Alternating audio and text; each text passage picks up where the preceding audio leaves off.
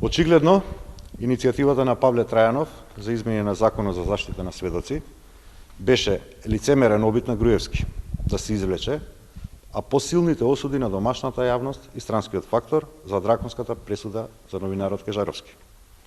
Објаснувањето на Трајанов дека ги повлекува измените по барање на ВМРО ДПМНЕ е скандалозно признание за класичен притисок од институцијата премиер врз институцијата пратеник.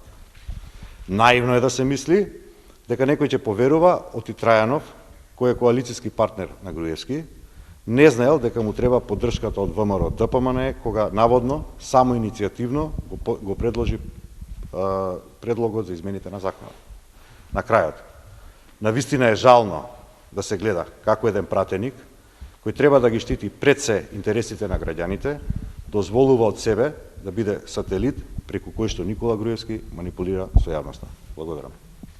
Павле Трајанов рече дека ќе оди законот во редовна постапка.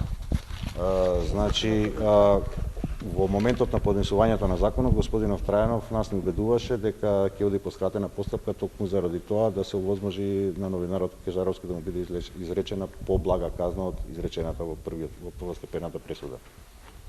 Така што затоа и беше како скратен закон. А ако оди во редовна постапка, многу е очигледно дека во таа варијанта законот ќе биде донесен после изрекувањето на правосилноста на одлуката.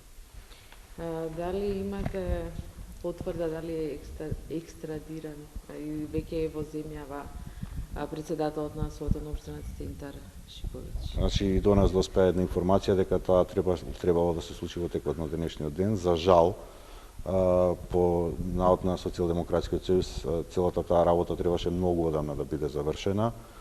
Како и да очекуваме дека по донесувањето на господин Шиповиќ во Македонија на истиот ќе му биде овозможено да се брани слобода.